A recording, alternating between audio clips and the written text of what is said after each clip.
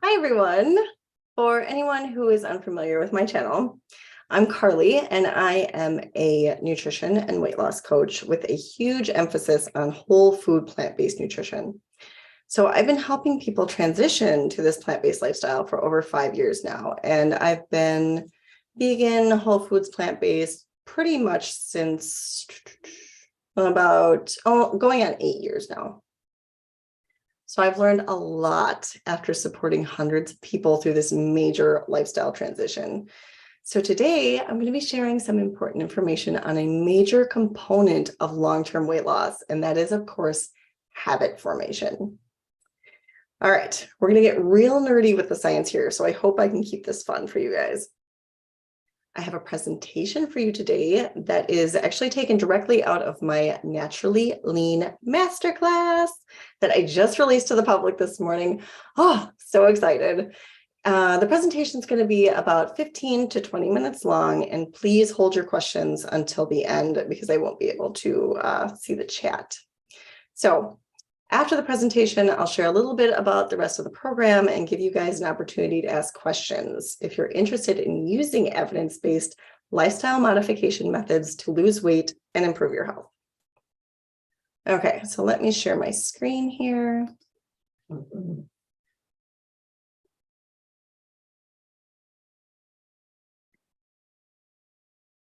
Okay, presentation.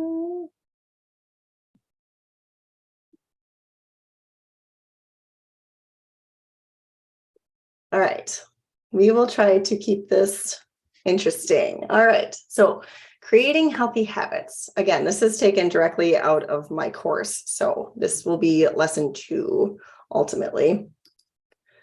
Lesson 1 is, of course, focusing on what to eat. Everybody needs to know that first and foremost.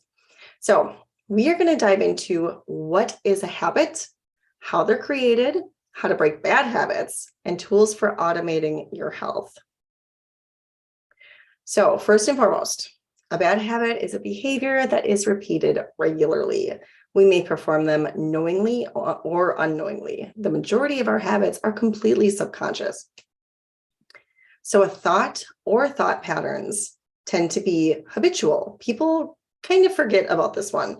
When we think about habits, we tend to think about the actions, the routines, and even the lifestyles that we have. But a big oversight is not recognizing our tendency to habitualize our thoughts and specific thought patterns. So habits are an essential survival tactic that filter out unnecessary deliberation, processing, and decision-making. Can you imagine walking through the world, having to deliberate, and every single step you take, every single time you blink, every time you breathe, it is necessary that we have these automatic processes to ensure our survival, really. So this doesn't, the fact that these are habitual, however, is not always particularly serving us in our modern environment, however, because of the biological environmental mismatch that leads to the formation of habits that are performed to our detriment. I'm sure everybody can think of a good example of this. So for instance, being rewarded with dopamine every time we eat, and then being surrounded by hyperpalatable foods everywhere we go in our modern environment with easy access to provide tons of dopamine release. It's kind of a lose-lose situation for humans at the moment. So when we first acquire these detrimental habits, they seem really helpful. So for instance, eating cookies numbs my feelings. Therefore, I should eat cookies when I'm experiencing negative emotions. I'm sure everybody's experienced this at some point or another, and some of us probably do it more often than we'd like to admit. It's a hard one to break. So we all engage in reward-based learning. So if you think about eating makes me feel good. So if I eat when I am sad, anxious, stressed out, fill in the blank, I will feel good again. So there's a trigger. Something always elicits some sort of feeling or bodily sensation inside of us. And then we follow that up with an automated behavior, like eating junk food when we're sad. And then we ultimately get some sort of positive reward out of the experience. So in this case, we're just naturally going to feel better because eating makes us feel like we're productive, and it does release that little bit of dopamine, even healthful foods. But obviously those hyperpalatable foods tend to be the ones that we gravitate towards when we are feeling not so good. So those are the ones that are going to spike our dopamine to a very unnatural level and create all sorts of problems for us in the future. And the likelihood of us returning to that default as a means of quelling these emotions is going to increase more and more. Okay. So most people don't pay attention to the habits they are creating until it's too late and the habit is already solidified. These are just those grooves that are being performed over and over and over in our brain to a point where it becomes very difficult to steer away from following out that particular habit sequence once it's been initiated. Okay, so a lot of these major concepts are taken directly out of Dr. Pam Popper and Dr. Judd Brewer's work, as well as Dr. Anna Lembke. So I want to give them credit first and foremost. These are groundbreaking ideas. So I'm really excited to share this with you guys. Okay, when we think about how habits are formed, we need to consider the repeated thoughts, behaviors, and actions that create these connections in the brain. The more a habit is repeated, the more embedded or automatic it becomes, and ultimately the harder it is to change. Imagine habits that you've had since you were a child, as opposed to habits that you've acquired as an adult. It's so much easier for us to change newer, younger habits than it is for us to reconcile something that we were taught in infancy or young adulthood. So the more we repeat a behavior, the more it also reinforces beliefs about that behavior. So if you think about eating sweets makes me feel good, I know I keep returning to this food and feelings, but it's very applicable to my audience. So eating sweets makes us feel good. Therefore, I should eat sweets when I feel sad. The more I think the solution for sadness is eating sweets. So we are just reinforcing the likelihood of us believing that what we're doing is a successful tactic in quelling the emotion or whatever trigger it is that we're trying to relieve in the moment. So it increases the likelihood of us therefore performing it more so in the future. And thinking that other external possibilities to solve that problem are not going to be as beneficial. So the more our beliefs about a behavior are reinforced through mindless repetition, the harder it will be to see other more adaptive strategies as a helpful means to deal with our problems.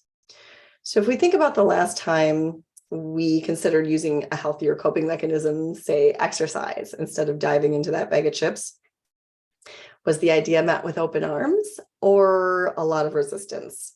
Were you thinking about how easy it would be to hop in your car and drive over to the gym and pack your sneakers? Or were you thinking about all the roadblocks and all of the negative things about exercise? Oh, I hate sweating. I don't want to be sore the next day. I don't have time. Those are resistance thoughts. And we'll get into more of that in a moment. All right, so how to break bad habits. Changing habits is not a function of personal willpower, motivation, our genetics, nor cognitive control on any level, but rather a commitment to examining your thinking, changing your thoughts, and learning new skills. So the willpower and motivation and just our general ability to outthink what our body wants to do. So if we truly do have a craving and we are trying to refrain from eating something, it's not going to be controlled very well through our cognitive control or our motivation or our willpower or our genes, because that is in a much earlier, a much younger part of the brain than the area that's based on the primitive brain that's going to be more so the overridden with, no, I should just do this. It's a good idea. It's in my best interest. It'll ensure my survival. Okay, so this the commitment to examining your thinking, changing your thoughts, and learning new skills is what's going to override that primitive inability to utilize willpower, motivation, genes, and cognitive control. So we're going to start by examining our thought patterns that drive our behaviors. People tell themselves stories that provide reasons for reacting and responding in certain ways. So 2 examples of these would be resistance thoughts. So again, these are creating barriers to change. So in my example earlier about going to the gym, it's so much easier to think about all the negative things about going to the gym if you deep down haven't built that automatic behavior yet than it is to think about the good reasons to go. And then we have permission thoughts, which are reasons for continuing bad habits. So think about when you get done at the end of a hard work day and you think about, oh, I deserve a big cookie or a piece of pie or whatever your pleasure at the end of the day. These are what are going to allow for that behavior to more likely carry out due to the permission. Okay, some more cognitive distortions. And I wanted to throw a new one in here that I thought of earlier. We tend to compare ourselves to others a lot, especially when we are out and we're dining out somewhere, let's say, and everybody else is partaking in the junk food and the super oily, greasy food that you maybe used to partake in. And you're thinking, oh, I'm so left out and I wish I could eat what everybody else is eating. And you're starting to compare yourself. Well, that person's healthy and seemingly healthy, and they're eating a bunch of crap, and they always eat a bunch of crap. Why can't I do that? And maybe I should. So that's another one that we got to be really careful about, is comparing ourselves to others, because you cannot compare yourself to anybody else because you are on a different path, different journey, and it's never going to be helpful. Well, in most scenarios, it's not going to be helpful. Some other common cognitive distortions are things like polarized thinking. So if you think about like all carbs are bad and all protein is good, things of that nature. A lot of times we'll use awfulizing. So imagining in advance that things will turn out bad. I have a few friends that have a tendency to do this, and it has created for them a lot of health problems, I believe, anyway. So personalizing. It always happens to me. Everything I do blows up in my face. Our tendency to make everything about us. We are so egocentric as a species, but also as Americans. Let's just call it what it is. So you got to watch out for that one. Catastrophizing. So exaggerating the difficulties ahead. Think of Murphy's Law. Whatever can go wrong will go wrong. So again, if you think about the example of going to the gym to exercise, you think about the sweating and the discomfort of it all, and how everybody's going to be watching me, and all of the negative, perspectives you can give to that particular event, when really it's super neutral, and you don't have to filter any kind of exaggeration on it. So there's also mind reading. So for instance, my partner doesn't think I can lose weight, therefore I can never lose weight. I'm always going to be this weight.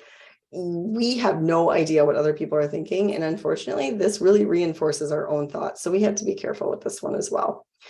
There's also fixed rules that we need to catch in the moment when they're happening. So like, I can't give up my meat. I am definitely a proponent of that old cognitive distortion. I used to tell myself that all the time when I found out what a vegan was. Like, how could people do that? We're supposed to eat meat. And then I'm not a morning person. This is super common as well. But fortunately, this one, all it takes is a lot of rearranging in your schedule and your priorities. Not to say that some people are definitely not morning people. I'll throw that out there too. All right, another cognitive distortion would be all or nothing thinking. So think about the last time you had a cookie and then you're like, well, I might as well eat the whole bag now. Or I screwed up my diet in the morning, so now I must eat like crap for the rest of the day or something like that. We want to be careful about throwing the baby out with the bathwater. So perfectionism. For instance, I can't be vegan unless I buy everything organic. I don't eat everything organic, and I am perfectly fine with that. Obviously, it would be better if everything was organic, but don't let perfection be the enemy of progress or the enemy of good, however the saying goes. It's really important to keep things in perspective. Do what you can, just do your best, but make sure you set that bar high. Another cognitive distortion would be creating unrealistic goals. So people who think they can lose like 200 pounds in a few months, those are wonderful endeavors. And it's great that you have such enthusiasm, but you don't want to set the bar so high that it's unreachable. We want to keep it just out of reach, but enough to keep us motivated.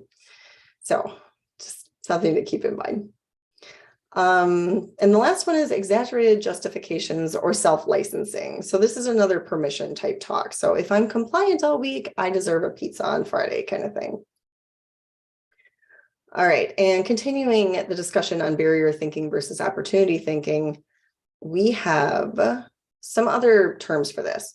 So like fixed mindset versus growth mindset. If you always think of things in terms of what can I learn from this? What can I gain from it? How do I utilize this to my full potential, as opposed to feeling like things are very rigid and stuck and there's no wiggle room.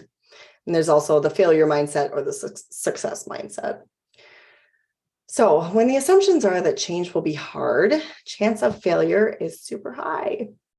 If you focus on barriers, you will encounter them and likely fail. It's unfortunate, but true. Focusing on difficulties tends to lead to difficulties, and focusing on just doing the next right thing leads to getting things done. Try a new approach that fills you with positive expectation and decide that you will succeed. So instead of filtering exercise or dieting, healthy, plant-based diet with it's going to be so hard, there's so many barriers, think of it with a positive, different expectation. So, I get to learn all these new skills, and I'm going to have all these wonderful new seasonings and foods to combine and enjoy with my family. And then that decision piece is so important. Think about anything important that you've accomplished that you have accomplished in your life. Things like diplomas and job promotions and having children.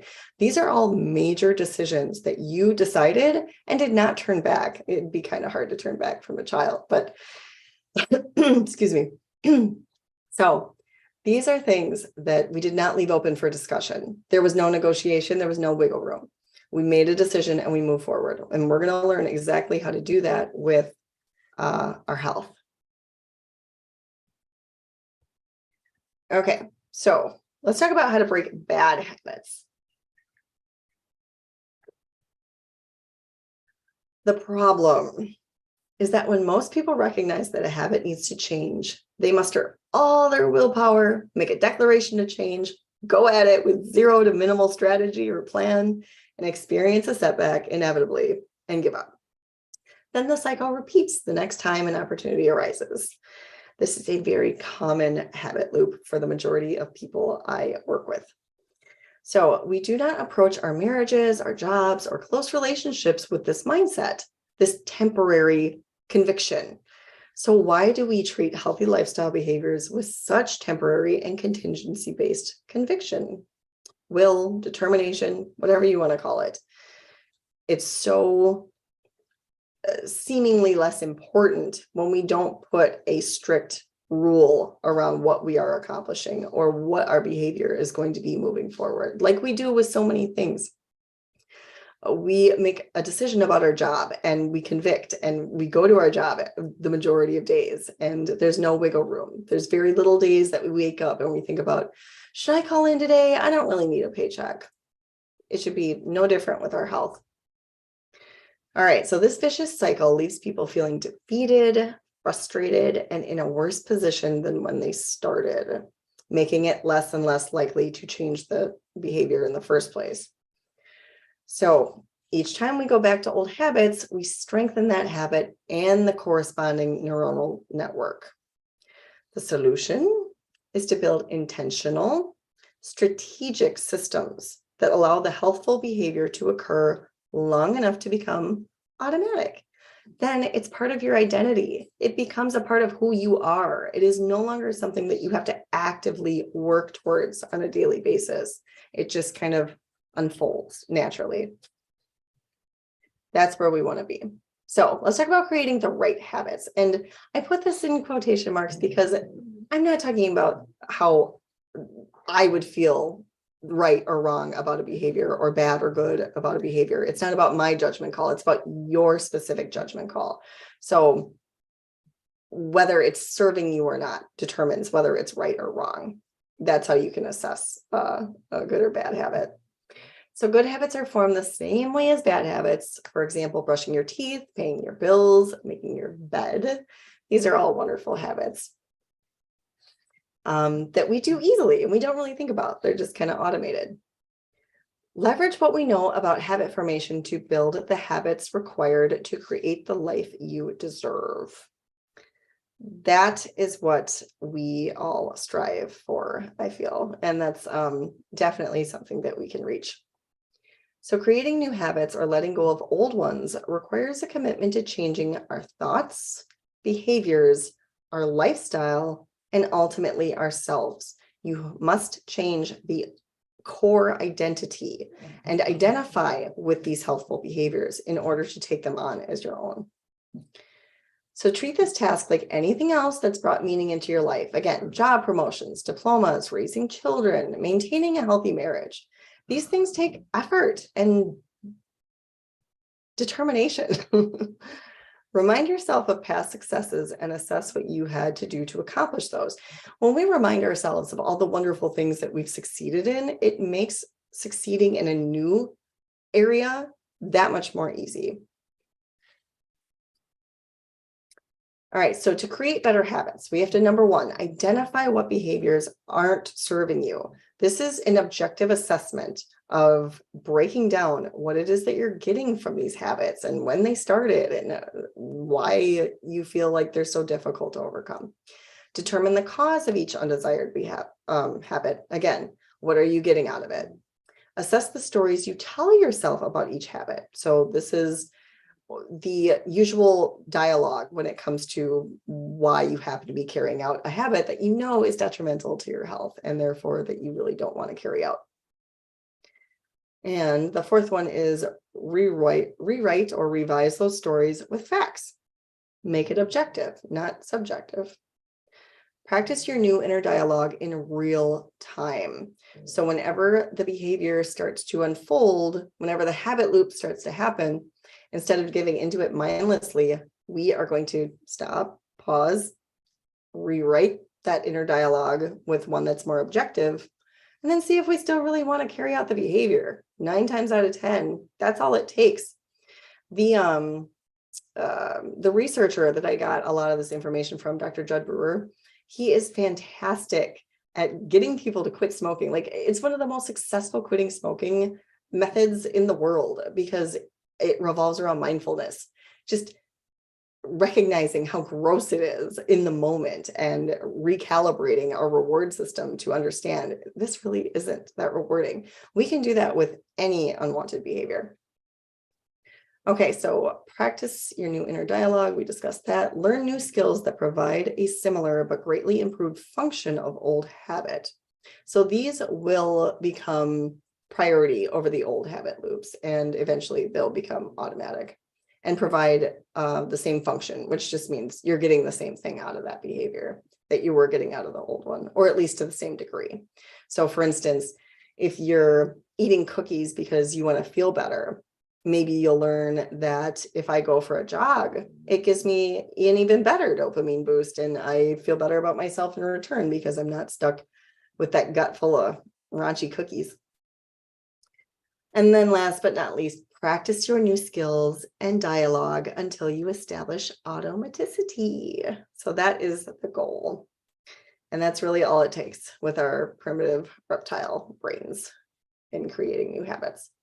So for creating better habits, after assessing the habits you would like to change, it is time to learn habit formation skills that require deliberate effort, and persistence.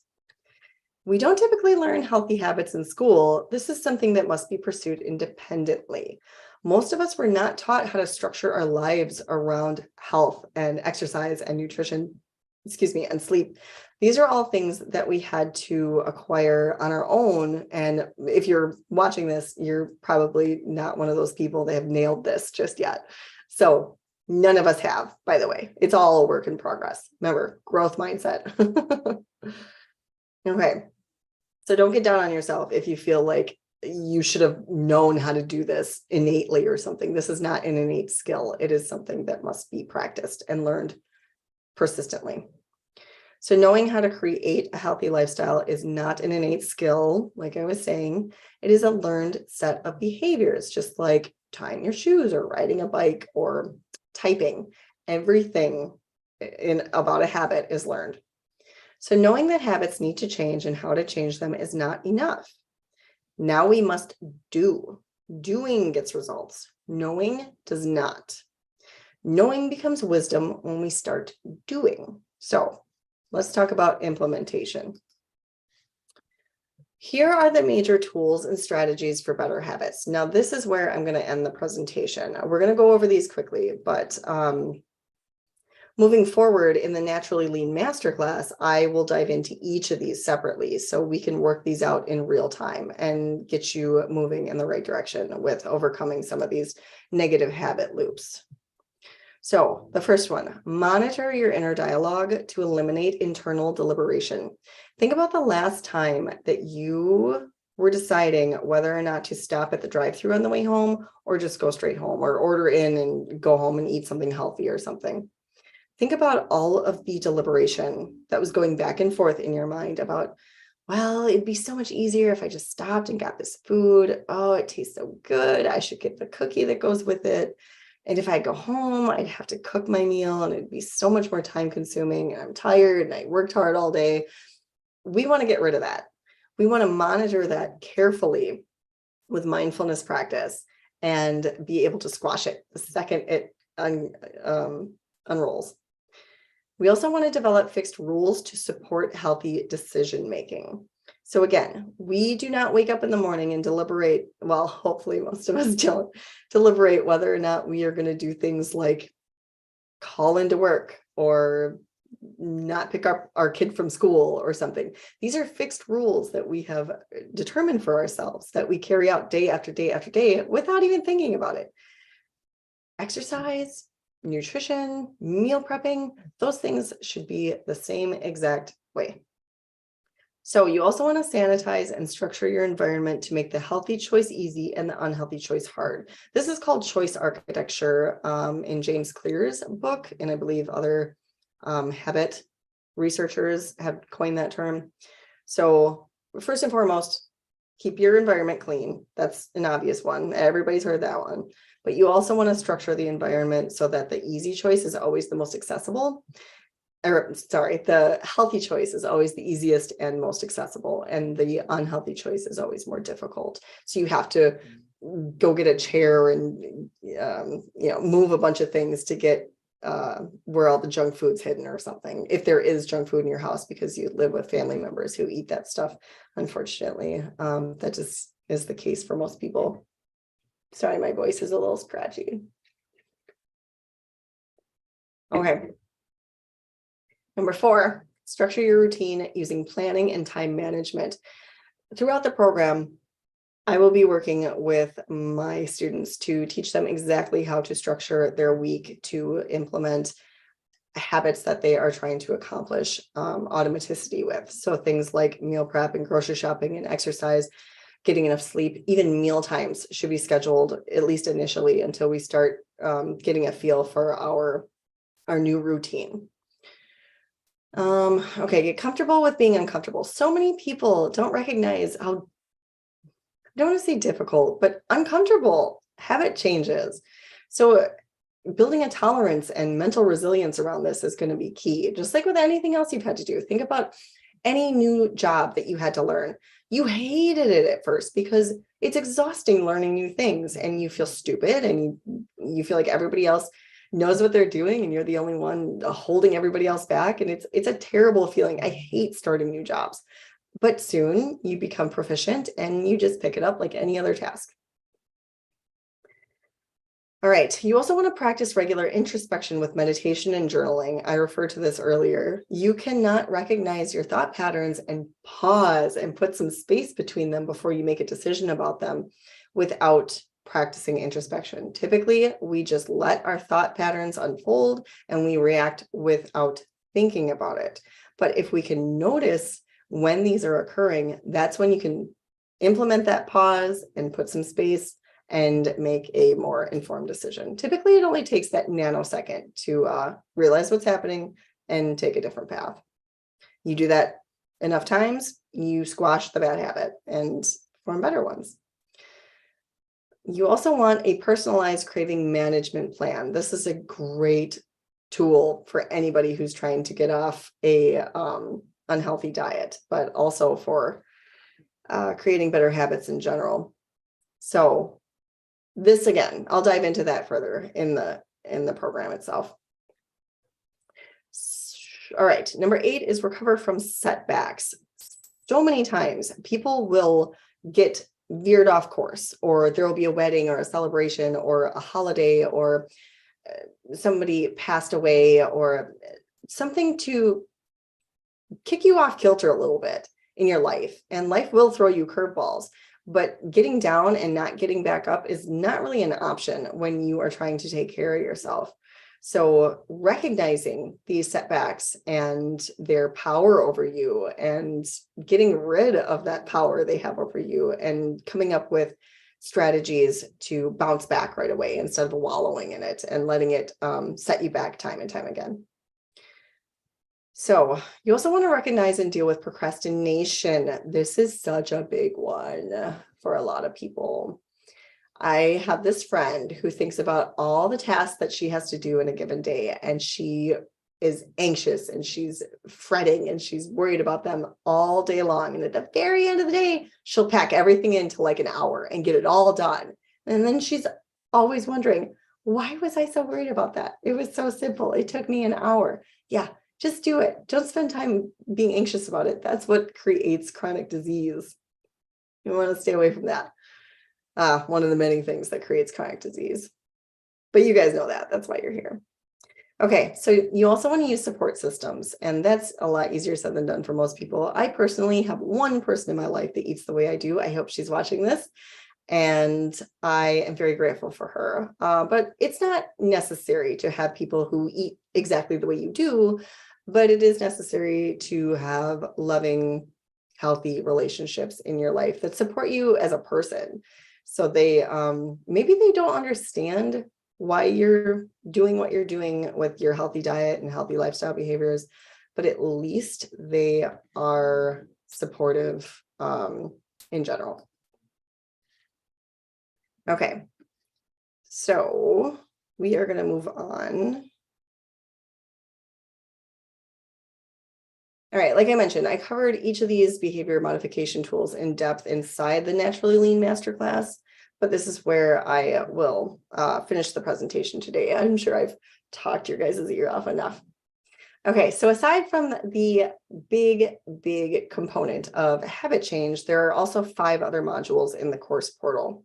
So these are things like nutrition, what to eat for optimal nutrition and sustainable weight loss, cravings and emotional eating, meal regularity and time-restricted eating, social strategies for living whole food plant-based, that is a big one, and holistic maintenance. So this is where we implement other things like the sleep, the exercise, and the social connectivity, and the stress management, the self-care, meditation, all of those things that are important for maintaining long-term weight loss, as opposed to just jumping on the next fad diet and inevitably rolling back to where you were eventually. Okay, so we will cover one module in depth each week with 2 live Zoom sessions per week. So one of those live Zoom sessions each week is dedicated to the chapter summaries. Those are on Mondays. And the live Q&A sessions will be held every Wednesday of the 6-week session. So these are about 60 minutes long, and everything is recorded. So you don't have to feel like you absolutely have to be there to engage. You can send questions in ahead of time, and I'm happy to answer them at any time. And then you'll have access to these forever. There's also 3 plant-based meal plans, menus to go along with them, and the corresponding grocery lists that are tailored specifically for weight loss and ease. It's so important to make this accessible so you don't have those barrier thinking thought patterns telling you that this is never going to happen for you. It's too hard. It takes too much time. All right. And then we have lifetime membership to the Naturally Lean Community Support Group. I'm super excited about this because it's a long time in the making. I'm not huge on Facebook, but this is one of the features that is definitely a huge step in the right direction for social media. So this is where you can have accountability partners, or just accountability in general, just having other people going through what you're going through. Ask for recipes, ask for ingredients that are, healthful for salad dressings or something. If you're struggling or you just want to celebrate losing a few pounds this week or something with the group, all those wonderful things are very much welcomed in this community support group. So there's also lifetime access to program materials and class recordings. There are numerous supplemental materials and resources to tailor your experience wherever you are along your journey. I don't want this to be a 6-week course and then you go right back to where you started. It's intended to solve the problem itself. So I have covered every angle that tends to keep my clients from progressing. And I have incorporated them into this program to nail every one of those obstacles that tends to naturally come in people's paths when they're on this journey. Things like the craving management plan and the social support, things like that, or social strategies rather. Okay, so let's see. Registration is only open until this Friday, January 27th. And it runs for, like I said, the 6 weeks. So that would be starting Monday, January 30th until March 12th is the duration of the program. And then finally, I put a link to the sales page in the video description box. And I will also place one in the chat. Okay. So let me figure out how to work that.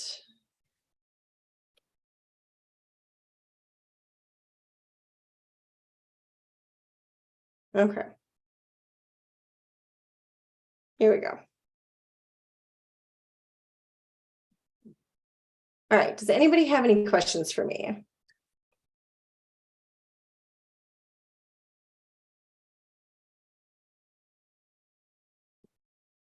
Oh, that's awesome, Christina. Oh, I haven't heard from you in so long. Oh, watching this from my standing desk at my treadmill. How cool. All right. And